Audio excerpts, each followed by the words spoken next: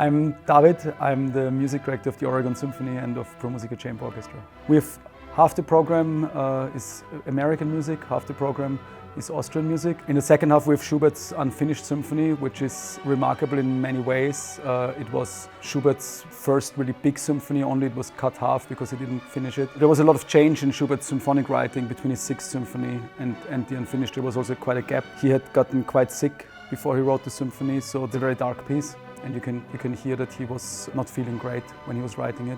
How do I like to collaborate with an orchestra? I mean, for me, the thing that I enjoy the most about working with an orchestra is when the thing is more like a dance. Of course, in the end, the conductor makes decisions and so, but you work together, you know, both sides give and you meet and then you form something together. And if that process really feels like that it's not like, okay, the conductor just dictates this or the orchestra just plays this, but together we're kind of like crafting something and it feels more like a dance where the two partners of the dance really feel each other and get along. That's a great feeling. That's I think how music making should be.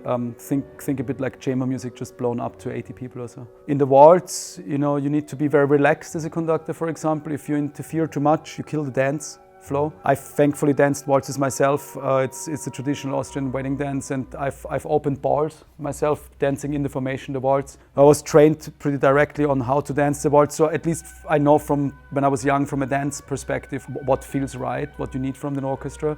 I just want the audiences to enjoy themselves and enjoy themselves in many ways, right? Enjoy themselves can be crying in a concert, enjoy themselves can be smiling. I want people to be able to go to a concert and to feel a relief from their everyday lives, to feel that they're somewhere else, kind of like removed and can just really with their full existence enjoy something. I think in every concert, doesn't matter what is the program or what is the repertoire or what we play, the idea is to really touch people and make them feel deeper and give them a reprieve and a difference from normal life so that they kind of like have a great experience. The right mindset is not to have a mindset in some ways. Everything that drags you away from being naturally yourself is a distraction that I think should be disregarded. Just some acceptance that every evening is the way it is and the day it goes. On concert days, I'm always tired in the afternoon. It's not something that I plan, that's what my body just does. Sometimes when friends see me on concert days, sometimes talking to me nearly annoyed. They're like, what's going on? They want to shake me because sometimes I'm sitting on the sofa and just low energy. And I think my body does that automatically, just preserving the energy for the evening, for the concert. But then I always take a nap in the afternoon, definitely.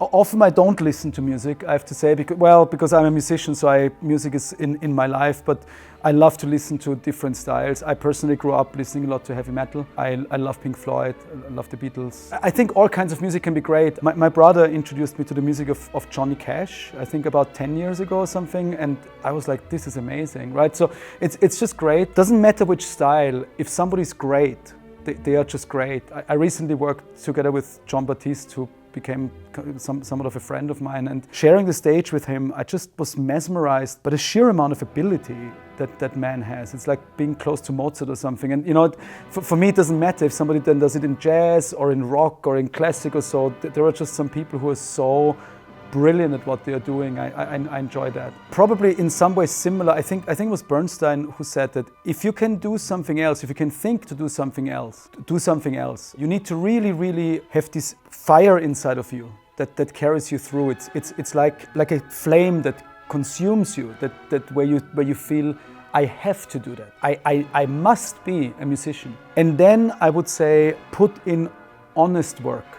Sometimes we work many hours, but afterwards, when you think back, it's like, well, I was zoned out most of the time or so, right? Hold yourself accountable. Don't always look, oh, you know, the teacher was not nice to me, or I need more of that advice. Try as much as you can. And I think if you generally have this mindset, I want to hold myself accountable to very high standards. I know I'm not there yet. I will not be there in like 5 years, 10 years. I might not be there my whole life. It doesn't matter, right? But if you're a young conductor, don't feel about yourself, then, you know, I've did one good thing. Now I'm great. Now I can stop working. Always check in. Okay, I'm one step up. Okay, I'm here. So how do I get here? It's not always popular. People don't always want to hear that. But if you want to be a high-level professional musician, it's a lot of work. It's a lot of work. And it's a lot of honest work. It's a lot of concentrated work.